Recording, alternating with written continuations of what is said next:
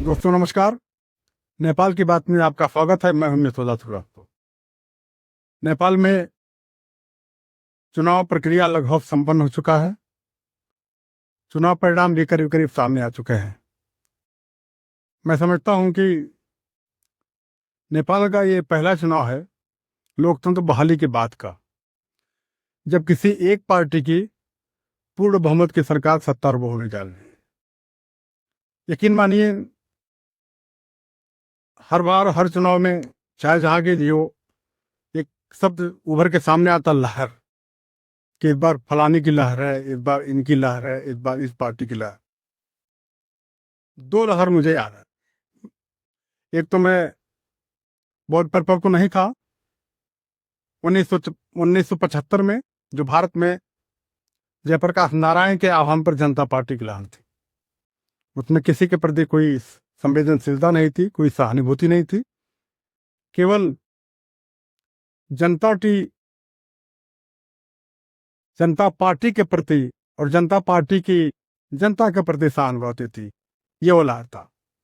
उसके बाद दूसरी लहर हमने अभी नेपाल में देखा है, जहां एक पार्टी जिसको लेकर के अच्छे से अच्छे विश्लेषक, एक से एक चिंतक, राजनीति के जानकार दूर दूर तक कहीं यह मान नहीं लगा पाए थे कि रैपर, इंजीनियर और एक नगर का मेयर, उसकी ऐसी लहर चलेगी कि पुरानी से पुरानी सभी पार्टियों का सुपड़ा साफ हो जाएगा और 35 वर्ष का नौजवान, जिसे हम बालिनपा के नाम से जानते हैं, वो नेपाल का प्रधानमंत्री बनेगा। हालांकि प्रधानमंत्री बालिनपा अभी नहीं बने हैं, अभी चुनाव परिणाम आ रहे हैं। मेरे पास जो नतीजे हैं उसके हिसाब से 110 चुनाव परिणाम आ चुके हैं राष्ट्रीय स्वतंत्र पार्टी के पक्ष में। 16 नतीजे नेपाली कांग्रेस के और 12 नतीजे हैं हिमालय के, और 2 या 3 हैं प्रचंड गुट के, माओवादी के, इनके कुछ एक आध और भी ऐसे ही हैं। मतलब ये, इसको दुनिया के एक से एक, जो जिसको आप कह सकते हैं कि वो चुनावी मैनेजमेंट हैं या चुनाव प्रबंधन में विशेषज्ञ हैं या लोगों की निब्ज पकड़ते हैं, सब मात काटे। बालनशाह के अंडर करंट जो लहर थी उसे कोई भाप नहीं पाया, और जब चुनाव नतीजे आने लगे तो लगा कि वाह, नेपाल की जनता अपने अंदर जो एक आग छिपा के बैठी थी उसको धीरे धीरे चिंगारी के रूप में कैसे निकाल रही है। वाकई ये सब अचानक नहीं हुआ था।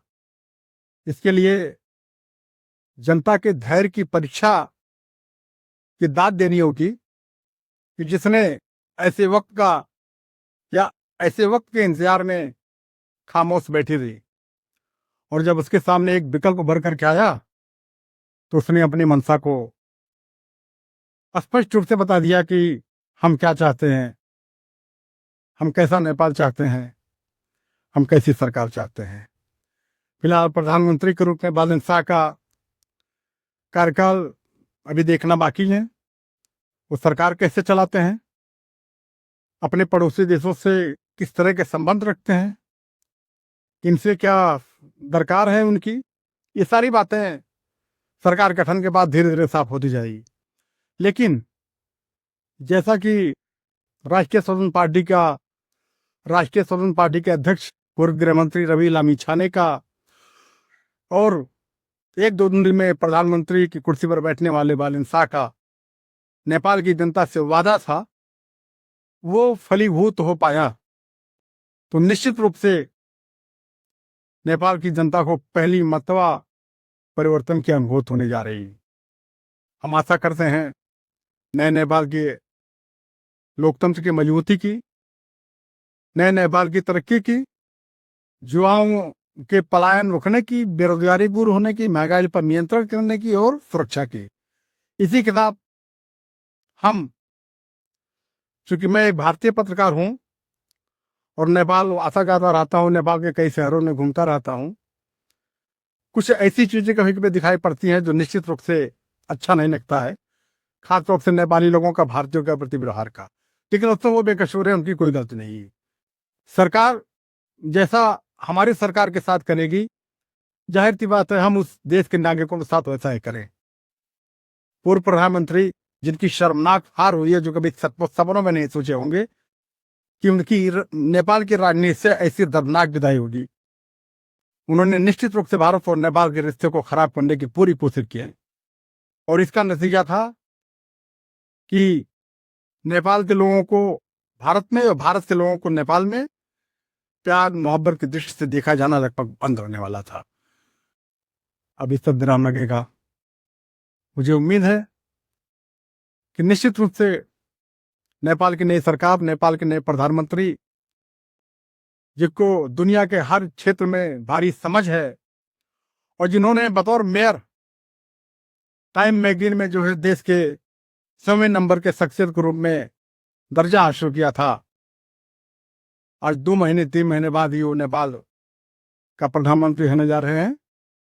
हम सभी लोगों को उम्मीद है नेपाल के आने वाली सरकार, नए प्रधानमंत्री वाले शाह जी, भारत नेपाल के बीच में जो संबंध है सदियों से, वर्षों से, इस संबंध को और प्रगाढ़ करने की दिशा में कदम उठाएंगे। दोनों देशों की सरकारों में संतुलन बना करके नेपाल को आगे बढ़ाने का काम करेंगे और भारत और नेपाल के नागरिकों के बीच एक प्रेम व्यवहार का वातावरण तैयार करने में कामयाब होंगे। हम बतौर प्रधानमंत्री बालन शाह जी के भविष्य के लिए, उनके नेक कार्यों के लिए शुभकामना देते हैं और उम्मीद करते हैं कि नेपाल अब एक नया नेपाल बनकर के दुनिया के नक्शे पर उभरेगा, जिसको देख करके लोग कहेंगे वाह क्या नेपाल है। धन्यवाद दोस्तों, आज की वीडियो में इतना ही। कल फिर किसी नई खबरों के साथ, नई वीडियो के साथ आपके सामने हाजिर हूँ। तब तक भी इजाजत दीजिए। धन्यवाद। नमस्कार।